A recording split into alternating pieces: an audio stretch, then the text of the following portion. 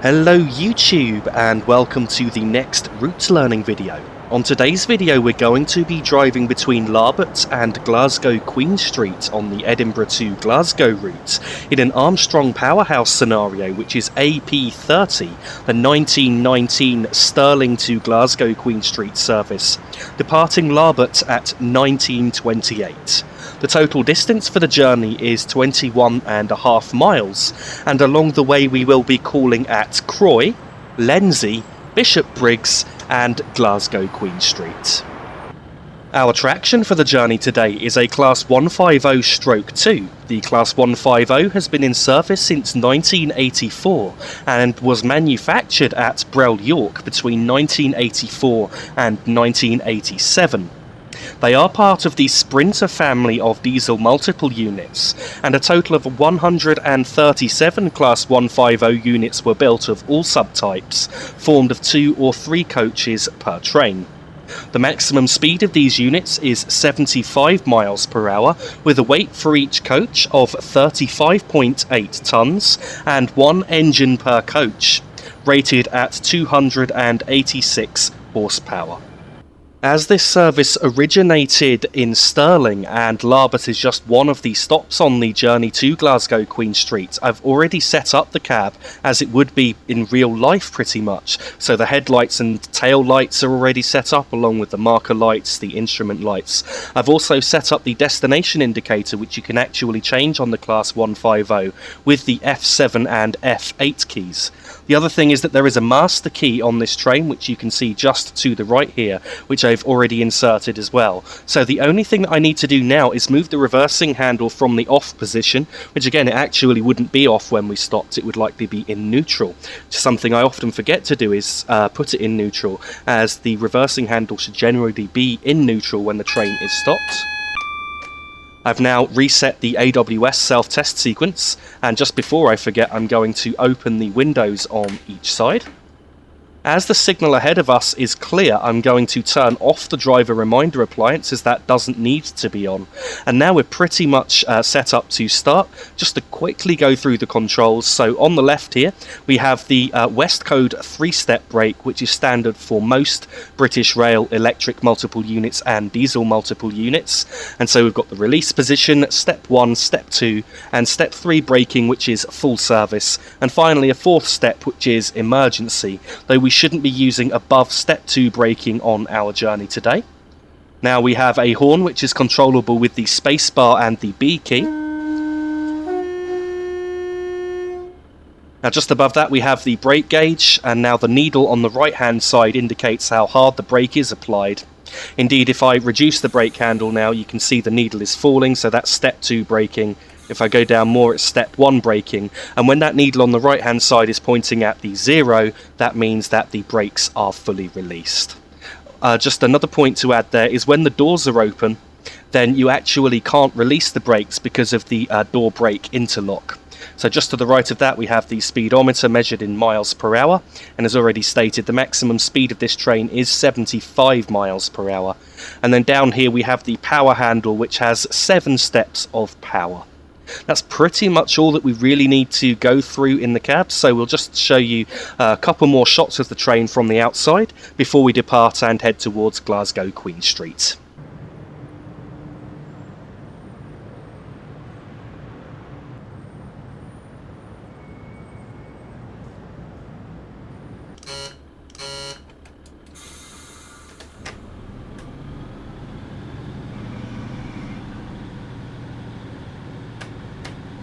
Departing from Larbert, the starting speed limit is 70 miles per hour, and we've got around 10.25 miles to go to the next stop, which is Kroy. I would also just like to point out that at Larbert we are starting on a down 1 in 100 gradient, so certainly if we were travelling the other way we would need to apply power before releasing the brakes to prevent the train from rolling back. So we've now got a Morpeth board warning us of a speed reduction to 50 miles per hour, which is actually not for our route but for a diverging route. That being said, there will be a 50 mile per hour speed limit on this route, not too far ahead. So shortly after we've passed a junction with tracks diverging to the left, which that Morpeth board applied to, we will then be reaching our own 50 mph speed restriction.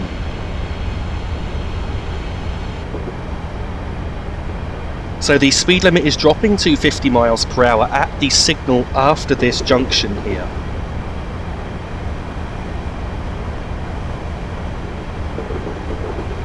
You can now see the signal coming up just ahead. At this point I'm now going to idle the power and allow the train to coast, as we are doing 55 mph along here.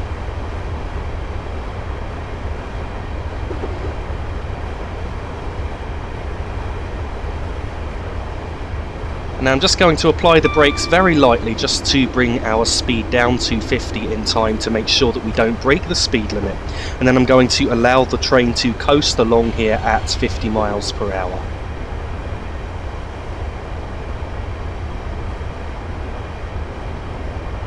Just after we've crossed this junction here, the speed limit is now going up to 60 mph, and we're just about to start going uphill on a 1 in 100 gradient, which I believe we've just started on now, which will severely affect our ability to accelerate.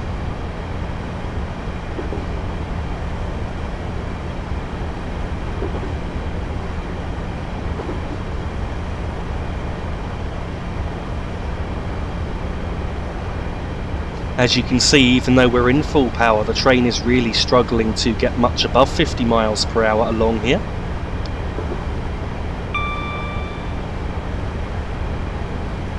And in a moment the speed limit will be going up once again to 70 mph. In fact, we're just passing the 70 board here, as you can see, though we certainly won't be able to get to 70 before the junction where we join the main Edinburgh to Glasgow line. And I do also have to bear in mind that we may well see adverse signals just before joining that line, so I have to prepare to slow down if necessary if we do get an adverse signal aspect.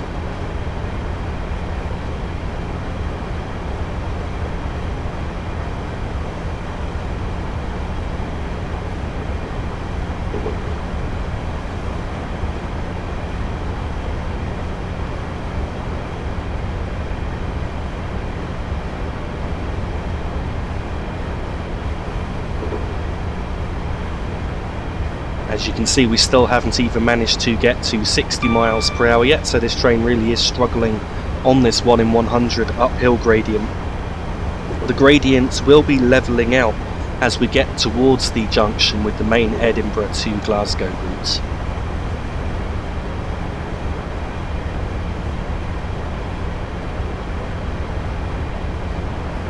It looks like I can now see an adverse signal aspect ahead, so I'm shutting off the power already, doing what I mentioned in the British signalling guide video, which is actively looking for these signal aspects to see what aspects are coming up ahead.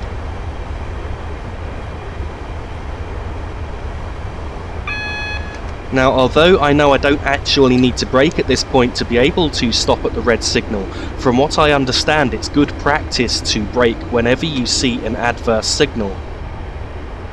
This just helps to remind you that the signal is adverse and that you will need to stop ahead unless the next signal changes, and you must always assume that you have to stop until you can see the next signal.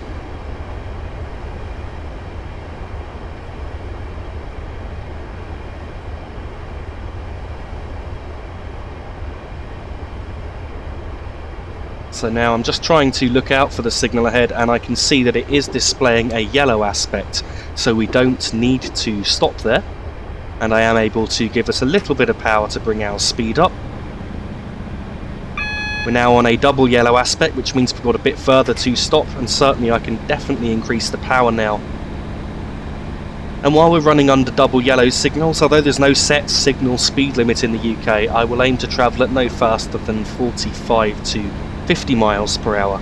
But I believe that the train we're following just ahead is unlikely to give us any more signal aspects, as it's a faster train than the one that we're in. So we're now passing, I believe it's Greenhill Junction.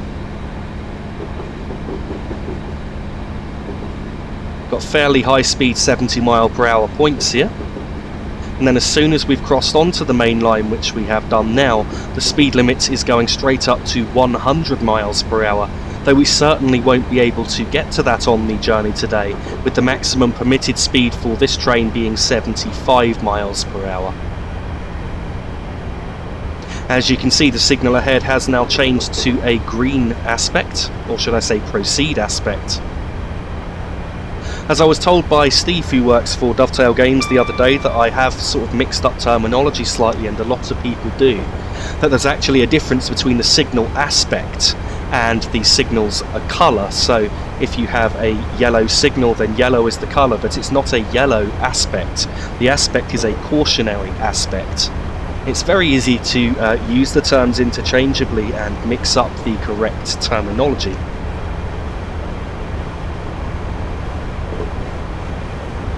So I've been trying to decide what route to cover next in a route learning video. It's likely to be another British route, and I'm considering doing another loco haul service, as I haven't done one in a while and I really do enjoy driving the old BR loco haul services, so I'm trying to consider which route to cover. There's still quite a few routes that I haven't done any kind of return journey on, and there's still I reckon 5 or 6 British routes at least that I haven't done any videos on at all. So there's still a fair bit to cover as far as routes learning videos go. In addition to that, there's a number, of course, of American and German routes which I'm also yet to cover at all, along with return journeys in both the US and Germany as well. Also add on some freight journeys, train guides and route guides, and there's an awful lot of videos left for me to make. Somebody was asking me recently, am I running out of videos to make? And my answer is simply no. There's an awful lot left to go, and of course there's new content coming out all the time which helps to expand the routes and trains which I can cover. I am hoping to look at the South London network again soon. I know I've made a lot of videos on that. Of course, there's a huge variety of journeys on there, and now that we have the new Class 4558, which I'm really interested in driving, I'm planning on covering another journey on the South London network, possibly a return journey from London Bridge to West Croydon, or possibly a journey on the outer circle between London Victoria and London Bridge. Now we've reached 75 miles per hour, I've got to go between notches 5 and 6 power to maintain the speed.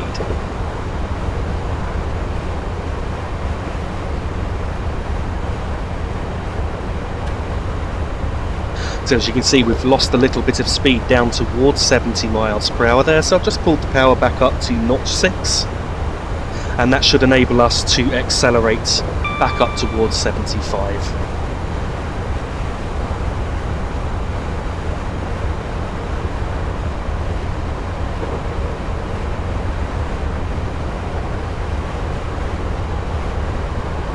What we're looking out for along here as a landmark to let us know that we're getting closer to Kroy is sort of a rocky cutting really, and as we enter that rocky cutting with the first set of rocks on the right hand side, that means we've got 1 mile to go to Kroy station. And once we've entered the rocky cutting, I'm looking out then for the next signal, and I'm going to brake shortly after the signal comes into sight.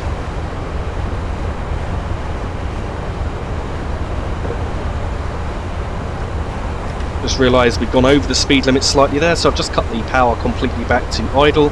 Just going to apply the brakes slightly, and we're now back down to 75 miles per hour. Back up to notch 5 of power, and I will increase to notch 6 if necessary if we lose too much speed.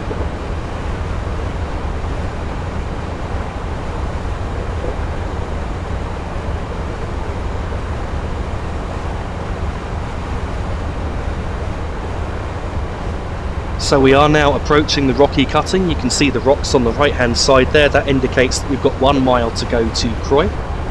We've now entered the rocky cutting properly. You can see the signal just ahead. At this point I'm now going to idle the power completely, and in a moment I'm going to apply the brakes. In fact, I think now should be about the right time.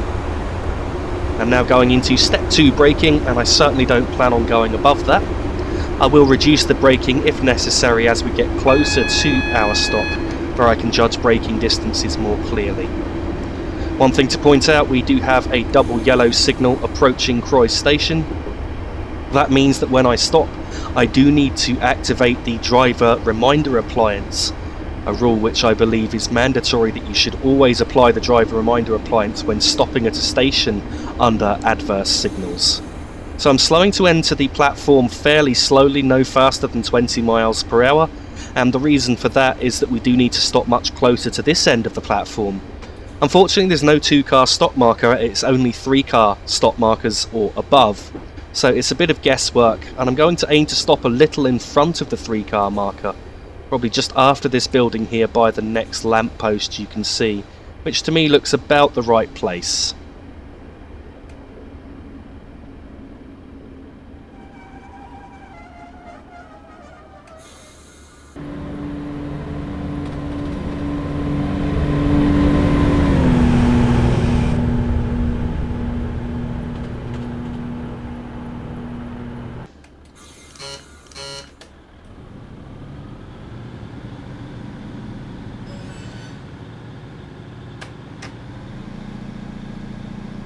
Departing Kroy, the starting speed limit is 100 miles per hour, which for us means 75 miles per hour, and we've got 5¼ miles to go to the next stop, which is Lenzie.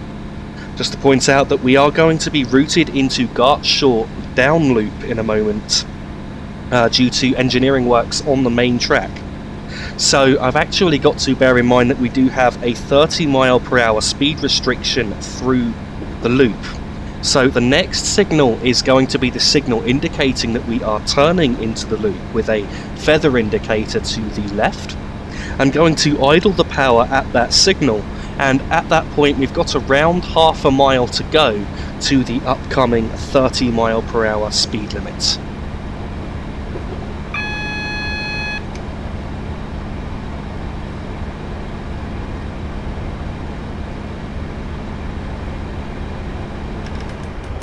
So now we're passing the signal, I've idled the power knowing that we've got half a mile to go to the speed limit. What I'm looking out for just ahead now is the set of points and the speed board, which I believe I can see coming up in the distance. I'm getting ready to brake in a moment. In fact, I'm going to start light braking now to bring our speed down, and I think that this is all the braking we should really need for the loop. You can now see the points quite clearly just coming up ahead, and our speed is now down to 30 miles per hour, just before we reach the 30 mile per hour speed board.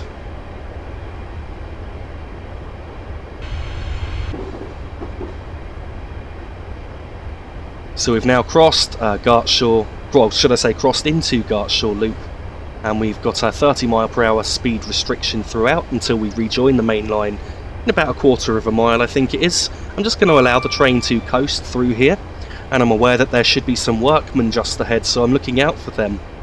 As in real life, you always sound the horn when you know that there are workmen on the track.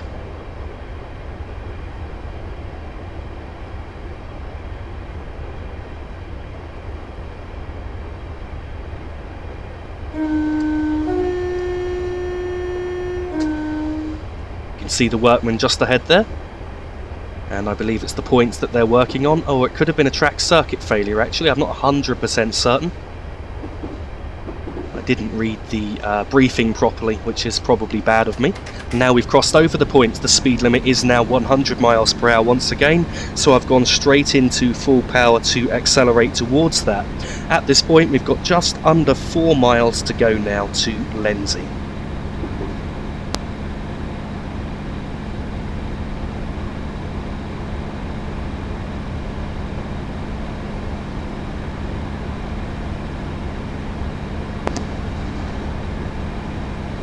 I actually found it quite hard looking for landmarks along this section, so I'm going to use a slightly different technique for judging our distance to Lenzie station, which is simply counting signals. At the next signal, we've got 3 miles to go. At the following signal, 2¼ At the following signal, 1½, and then we're going to idle power at the 4th signal away from here, ready to brake just after the next underbridge that we cross. That probably sounded more complicated than it needed to, so if you just follow what I'm saying here, hopefully you will get it. Here's the first signal now. At this point we've got 3 miles to go to Lenzie station. I'm now looking out for the second signal, which will mark 2¼ miles to go to Lenzie station.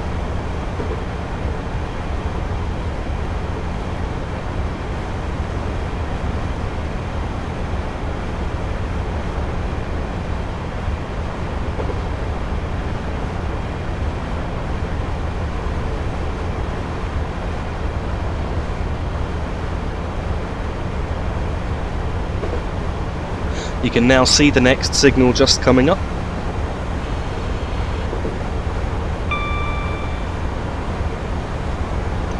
So we've now got 2¼ miles to go. I'm now looking for the follow-on signal, which indicates that we then have 1½ miles to go.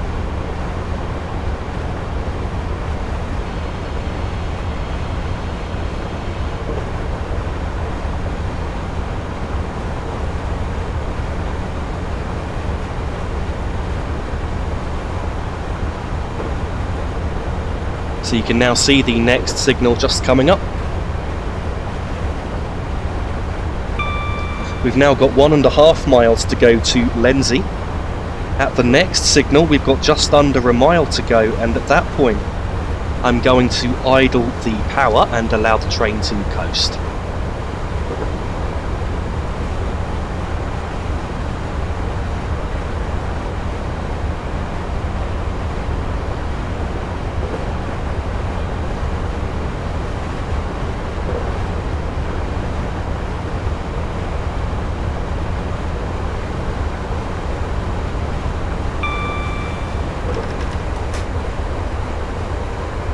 The power is now in idle. In a moment we're going to cross an underbridge. I always call them underbridges just because it's beneath the track rather than overbridge above the track. I'm going to apply the brakes just after we've crossed this bridge for Lenzie station, so it should be about right now. Straight up to step 2 of braking to bring our speed down. We do need to aim to stop at the end of the platform here at Lenzie. I believe all trains need to stop at the end of the platform, so it's much easier to know the right stopping point.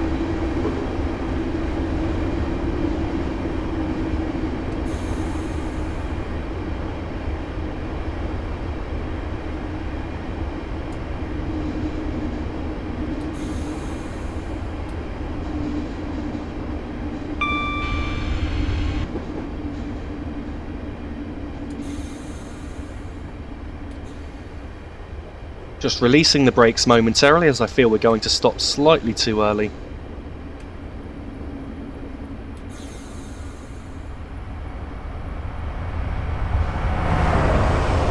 That was good, a Class 158 there with no headlights on. I think that might be a serious offence on the railway.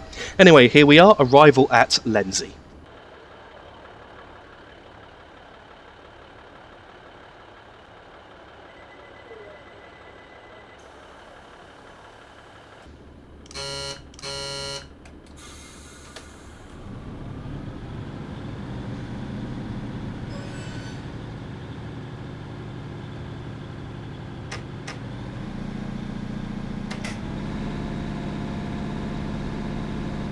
Departing Lenzie, the starting speed limit is still 100 miles per hour, and we've got around 3 miles to go to the next stop, which is Bishopbriggs.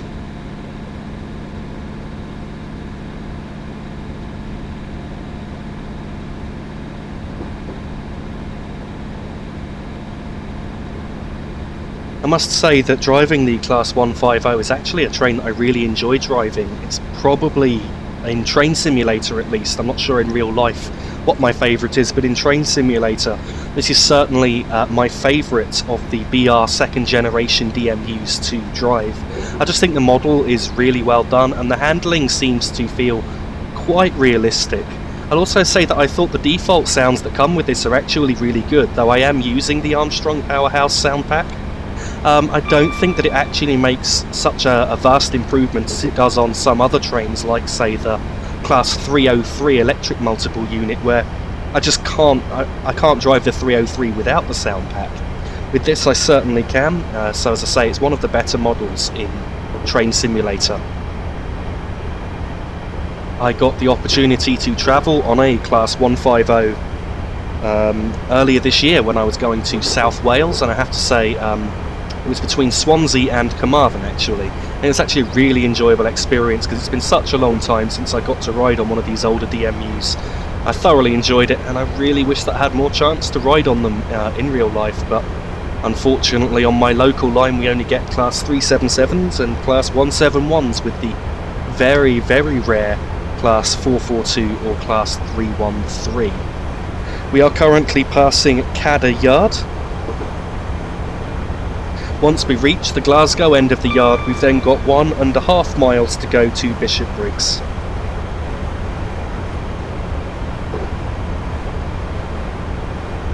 So we're just reaching the Glasgow end of the yard now. What I'm looking out for along here next is a signal repeater and then an AWS ramp. At that point we've then got just over 3/4 of a mile to go to Bishopbriggs, and I'm going to idle the power at that point, braking at the next overbridge.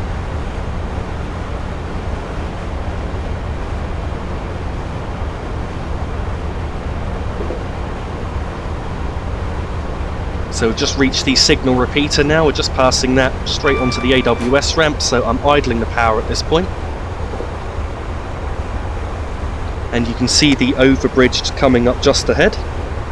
So I'm going to apply the brakes just as we've passed under the overbridge, aiming to stop at the 3-car sign, which is not at the end of the platform. In fact, I can't remember exactly where it is, so I've got to try and do some guesswork here.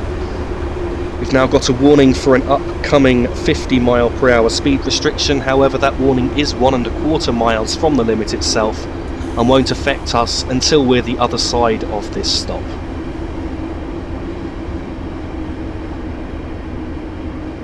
I do apologise for the lag that I'm getting. It seems to be only when recording, because certainly when I was driving this route and practicing, I was getting a steady 40 to 50 frames a second. I do have my recording software set on a frame rate lock of 30 frames per second, which seems to me to be about right for recording. Doesn't put too much stress on the system, so I'm not quite sure why we're getting random lag patches here. And so here we are, arrival at Bishopbriggs.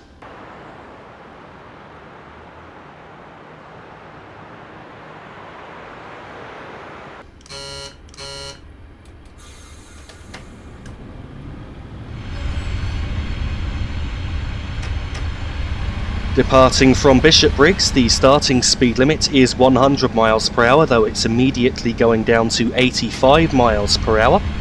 And if you remember, we did have a Morpeth board warning before the station, which means the speed limit will also soon be going down to 50 miles per hour. And at this point, we've got just over 3 miles to go to our final stop, which is Glasgow Queen Street. So due to the upcoming 50 mile per hour speed restriction, I'm not going to be able to get above 50 before we reach it really. Although I think we will reach 50 just before the board, so what I'm going to do is I'm going to idle the power as soon as we reach 50 miles per hour, and we won't be able to go above that for the rest of the journey into Glasgow Queen Street.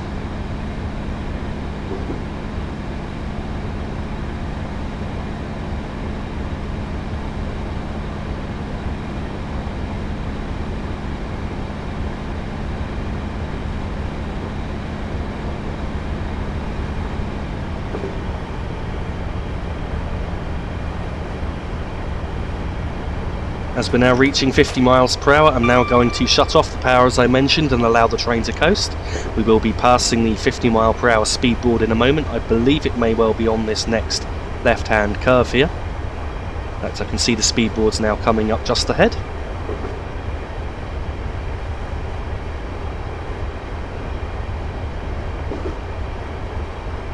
Now that we've entered the 50 mile per hour speed zone, we've got around 3/4 of a mile to go to the next speed change, which is a reduction down to 40 miles per hour. And on the left hand side here we are passing Eastfield Depot. I believe the line turning off to the right there leads on to ultimately the West Highland line. And so if you were going up to Fort William or Mallaig, then that is the route that you would take.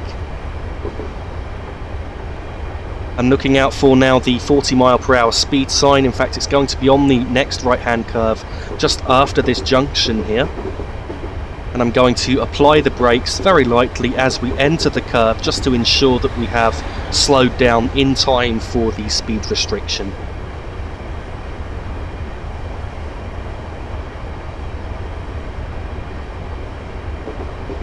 Now making a step 1 brake application, which should bring our speed down nicely. And we're now doing 40 mph just before the 40 speed boards. Shortly after this, we're going to start going downhill on a 1 in 50 downward gradient. And we're going to be on this 1 in 50 gradient all of the way to Glasgow Queen Street Station, and it only levels out just before the station itself. So at this point, I'm now applying some braking to ensure that I bring our speed down.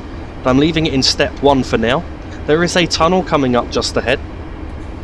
And as we enter that tunnel, the speed limit will then be dropping to 30 mph. So I'm preparing for that in a moment. I've just released the brakes as we were going to slow down too quick. As you probably noticed, our speed was quickly climbing back up towards 40 mph there. So I'm now leaving the brakes in step 1 because the speed limit is dropping to 30 just after the signal coming up just ahead. And I want to be down just below 30 at that point. And what I'm going to do once we've entered the tunnel is I'm going to leave the brakes on. Well, in fact, just before we've entered the tunnel here, I'm leaving the brakes on until we've slowed down to 25 mph, which we have done now. And then I'm going to release the brakes and allow the train to coast. Just accidentally caught the destination indicator light there rather than the release brake button. So I've released the brakes now, and we're going to coast up towards 30 mph once again, as you can see. And then once we reach 30, which we have done now, I'm going back into step 1 of braking to bring our speed down once again. The speed limit is dropping to 15 mph just as we reach the other end of the tunnel, which you can see ahead. So it's just a case of fanning the brakes in here, trying to maintain a speed reasonably close to 30 mph. And then as we reach the area of the next signal, which you can see is displaying a yellow aspect, I believe it's a single yellow, as we are cleared into the platform at Glasgow Queen Street. So once we pass that signal, I then need to be making I believe a step 2 brake application really, to be bringing our speed down, so that we have slowed for the 15 mph speed restriction in time. So I'm now making a step 2 brake application.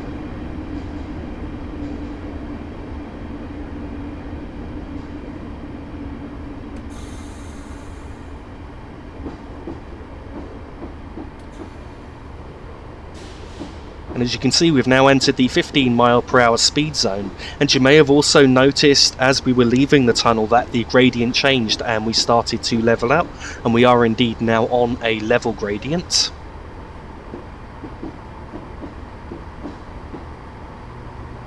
There are 2 TPWS loops in the platform here. Actually, I think this first one just really applies to the signal to our right hand side there, but I believe that this second TPWS loop here is for the buffer stops at the end. I'm not 100% certain, but I do remember on a couple of journeys on some of these routes with TPWS, if you approach the end of the platform at faster than around 10 mph as you cross the loop, then the TPWS system will trigger and the emergency brakes will be applied. So I just want to ensure that that doesn't happen here.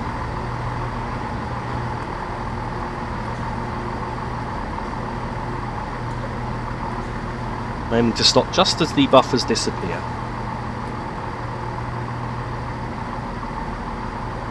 And so open the doors. Here we are, arrival at Glasgow Queen Street. Thank you very, very much for watching. I really do hope that you've enjoyed the video. Please don't forget that for the latest updates you can find me on Facebook, the link of which is in the description of this video. And if you value the work that I do and would like to sponsor me towards the cost of future projects and new equipment, then please visit my Patreon page for further information. Again, the link for which is in the description of the video. Once again, thank you for watching.